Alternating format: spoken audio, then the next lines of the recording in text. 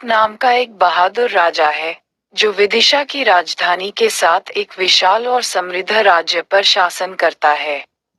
एक दिन एक चांडाल, वनवासियों की एक निचली जाति, युवती उनके दरबार में आती है और राजा को एक तोता, जिसका नाम वैशंपायन था, उपहार में देती है।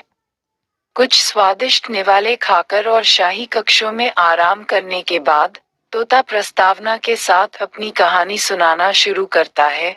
महाराज, यह एक बहुत लंबी कहानी है, लेकिन यदि आप उत्सुक हैं, तो इसे बताया जाएगा। तोते का कहना है कि वह अपने बूढ़े पिता के साथ विंध्य वन में रहता था। एक दिन जंगल पर शबरों, शिकारियों का एक समूह का कब्जा हो जाता है, जो भारी संख्या में जानवरों को मारते हैं और भारी विनाश करते हैं। वैशंपायन के पिता को उनके खोखे से खींचकर मार दिया गया। हंगामा शांत होने के बाद वैशंपायन भटकते हैं और अंततः एक आश्रम में शरण पाते हैं, जहां उनकी मुलाकात दिव्य ऋषि जाबाली से होती है। वह थोड़ी देर तक तोते को देखता रहता है और कहता है कि वह अपने ही दुर्व्यवहार का फल भोग रहा है। इस टिप्पणी पर अन्य साधु उत्सुक हो जाते हैं और जाबाली वह कहानी सुनाना शुरू करते हैं जो कादम्बरी के एक बड़े हिस्से को भर देती है। जाबाली का कहना है कि अवंती देश में उज्जैनी नाम की एक नगरी थी, जिस पर राजा तारापीठ का शासन था। उसके पास धन, जीवन शक्ति, आध्यात्मिक ज्ञान और एक बड़ा हरम था, लेकिन कोई पुत्र नहीं था। एक रात राजा ने सपना देखा कि चंद्र भगवान उनकी रानी विलासवती के मुख में प्रवेश कर गए हैं।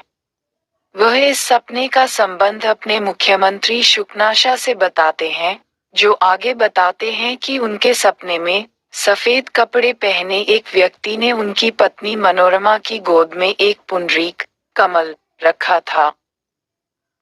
कुछ ही दिनों में दोनों पत्नियां गर्भवती पाई गईं और उनमें से प्रत्येक ने एक लड़के को जन्म दिया। तारापीठ के पुत्र का नाम चंद्रपीठ और शुकनासा के पुत्र का नाम वैशंपायन था। दो लड़के, जो घनिष्ठ मित्र बन जाते हैं, विशेष रूप से उनके लिए बनाए गए एक भारी किलेबंद विश्वविद्यालय में एक साथ पाले जाते हैं। चंद्रपीठ को इंद्रायुध नामक एक शक्तिशाली और तेज घोड़ा मिलता है, जो उसका अभिन्न साथी बन जाता है। अपनी शिक्षा पूरी करने के बाद दोनों दोस्त राजधानी शहर में पुनः प्रवेश करते हैं। उनकी वापसी पर जोरदार जश्न मनाया जाता है और चंद्रापीड़ा को मंत्रमुग्ध युवतियों की भीड़ देखती रहती है। रानी विलासवती अपने बेटे को पत्रलेखा नाम की एक खूबसूरत लड़की उपहार में देती है। तारापीड़ा ने अपने बेटे को उत्तराधिकारी के रूप में स्थापित करने का फैसला किया। शुकनाशा ने उसे कुछ सांसारिक सलाह दी, जिसके बाद चंद्रपीठ और वैशंपायन एक विशाल सेना के साथ दुनिया को जीतने के लिए निकल पड़े। वो दुनिया के सभी राजकुमारों को वश में करते हुए देखता है और हिमालय में सुवर्णपुरा में अस्थायी विश्राम के लिए बसने का फैसला करता है। एक दिन अपने घोड़े पर सवार होते समय वह किन्नरों, देवताओं की एक जाति के एक जोड़े का पीछा करता है। हालांकि वे उससे बच निकले और राजकुमार खो गया। वह खुद को खूबसूरत झील अचोडा के किनारे पर पाता है। अपनी प्यास बुझाने के बाद वह एक मधुर धुन सुनता है और उसके स्रोत की तलाश शुरू कर देता है। यह एक तपस्वी के रूप में तैयार एक स्वर्गीय और चमकदार युवती की वीणा से उत्पन्न होता है। भगवान शिव के मंदिर में बैठे हैं। महाश्वेता नाम की युवती चंद्रापीठ का आतिथ्य सत्कार करती है। वह जोर देकर कहता है कि उसे अपनी कहानी बतानी चाहिए।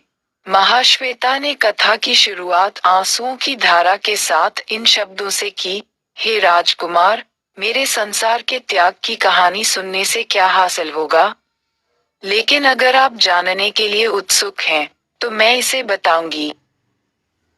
महाश्वेता बताती हैं कि वह एक गंधर्व, एक देवता की बेटी हैं। एक दिन वह स्नान के लिए अचोदा झील पर आई थी, तभी उसने एक सुंदर युवा तपस्वी को देखा और तुरंत उस पर मोहित हो गई। उसके शरीर से एक मोहक गंध निकलती हुई प्रतीत हो रही थी। तपस्वी भी जोश में डूबा नजर आया। वह एक दूसरे युवा ऋषि, कपिंजला नाम, के पास जाती है, जो उसे बताता है कि उसके आकर्षण की वस्तु का नाम पुंडरिका है। वह लक्ष्मी, धन की देवी, के पुत्र हैं, जिन्होंने महान ऋषि श्वेतकेतु को देखकर कमल पर रहते हुए उनकी कल्पना की थी। एक दिन, जब कपिंजला और पुंडरीक नंदना वन में घूम रहे थे, जंगल की देवी ने पुंडरीक को उसके कान के आभूषण के रूप में एक ताजा आम का अंकुर दिया। यह अंकुर ही इस गंध का स्रोत है। पुंडरीक के कान से अंकुर निकालकर महाश्वेता की कार पर रख दिया। उसकी माला नीचे गिर जाती है, क्योंकि वह उसके गाल को छूने की खुशी से कांप रहा होता है। महाश्वेता इसे अपने गले में धारण करती हैं। कपिंजला ने पुंडरीक को एक तपस्वी के रूप में बुलाए जाने के विपरीत, इस तरह के आधार जुनून के आगे झुकने के लिए डांटा। पुंडरीक शर्मिंदा महसूस करता है, और दिखावटी गुस्से में अपनी माला वापस मांगता है। चूंकि पुंडरीक अपने जुनून के कारण स्पष्ट रूप से भ्रमित है, इसलिए महाश्वेता ने उसे माला के बजाय अपने मोतियों की माला देकर धोखा दिया। वे अलग हो जाते हैं, और उस रात महाश्वेता अपने प्रेम रोग से बेसुध हो जाती है। उसकी बीटल बॉक्स वाहक तल्लिका ने उसे बताया कि पुंडरिका ने उससे संपर्क किया था, जिसने उसकी मालकिन के बारे में पूछताछ की थी। उन्होंने एक पत्ते के रस को स्याही बनाकर पेड़ की छाल पर लिखकर महाश्वेता का प्रेम पत्र दिया है। इसे पढ़ने के बाद महाश्वेता अपनी सुध बुध खो बैठती हैं, तभी कपिंजला के आगमन की घोषणा होती है। उत्तरार्ध रिपोर्ट करता है कि महाश्वेता के प्रति उसके जुनून के कारण पुंडरीक अपने अस्तित्व के कगार पर पहुंच गया है, और अब से उसका जीवन उसके हाथों में है। कपिंजला के चले जाने के बाद महाश्वेता को पीड़ा होती है और वह बेहोश हो जाती है। जैसे ही चंद्रमा उगता है, वह पुंडरीक से मिलने के लिए अपने महल से निकल जाती है। हालांकि वह दूर से कपिंजला के रोने की आवाज सुनती है, जो उसे बताती है कि पुंडरीक मर चुका है।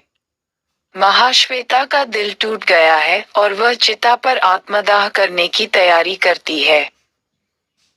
इस समय एक दिव्य प्राणी आसमान से उतरता है और पुंडरीक के शरीर को ऊपर उठाता है।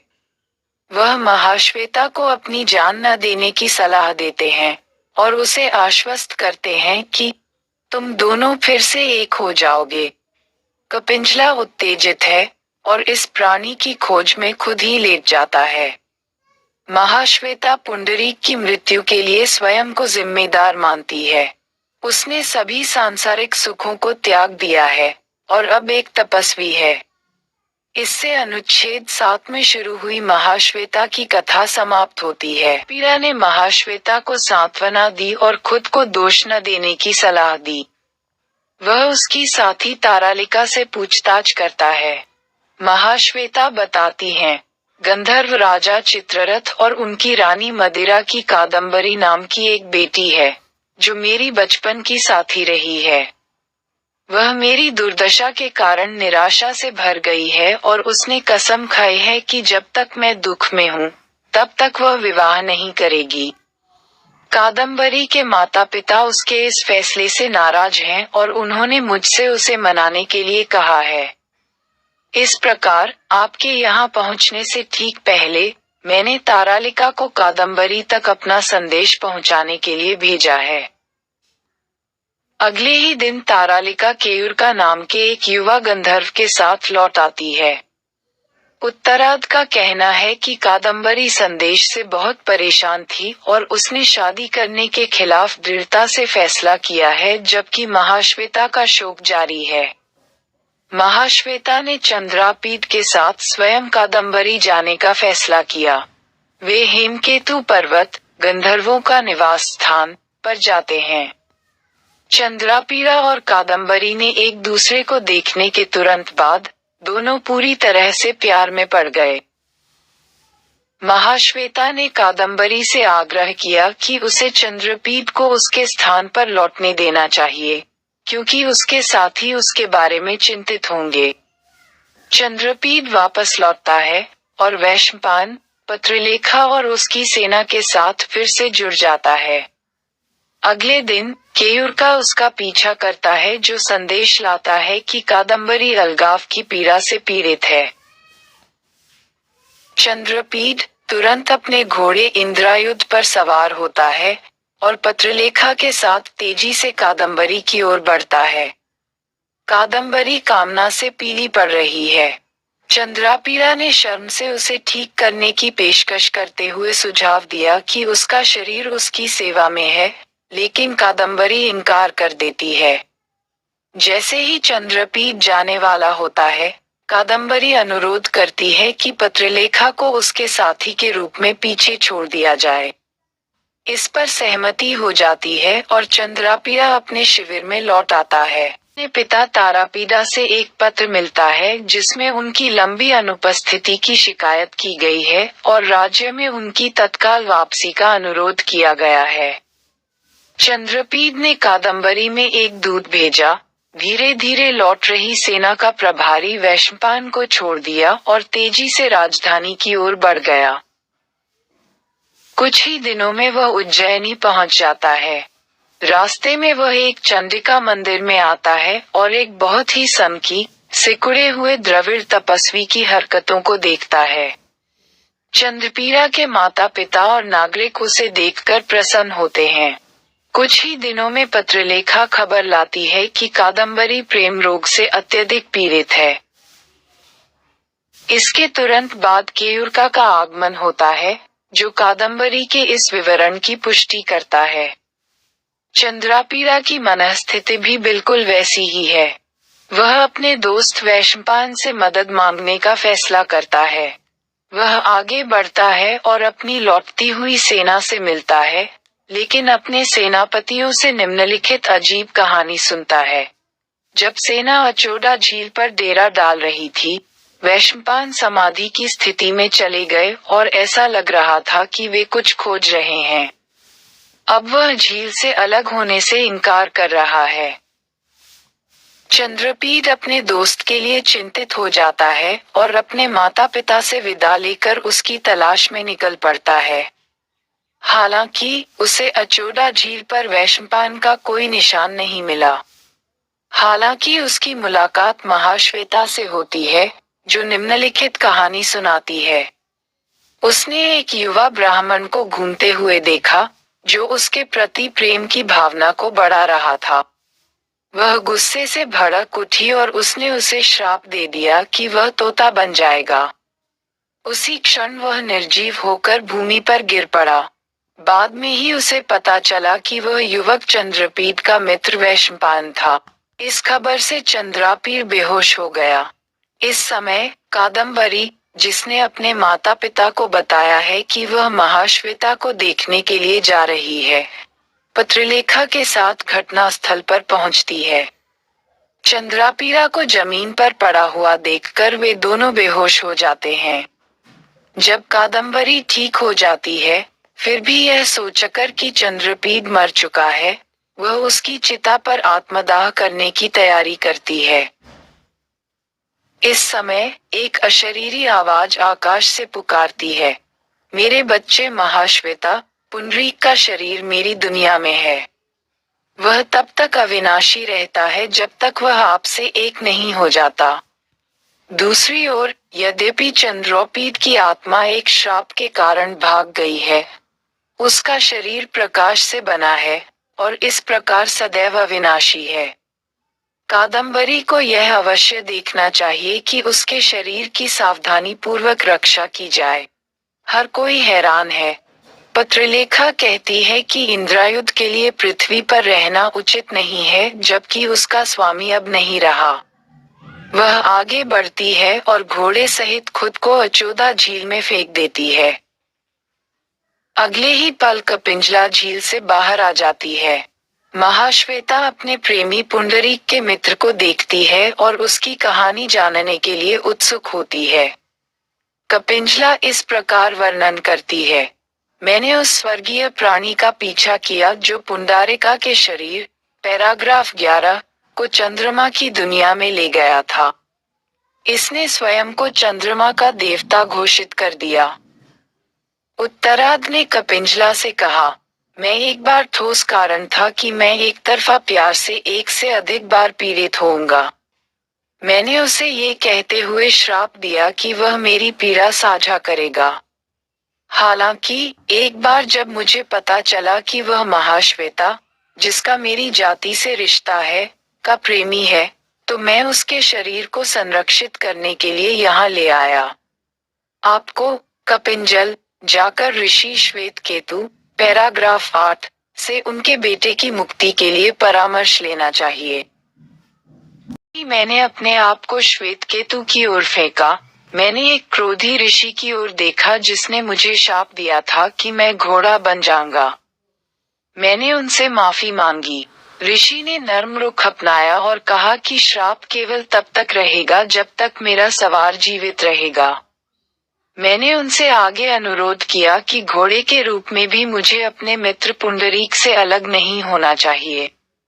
इसके बाद ऋषि ने मुझे बताया कि चंद्रमा भगवान तारापीडा के पुत्र के रूप में पृथ्वी पर पैदा होंगे, जो मेरा सवार होगा।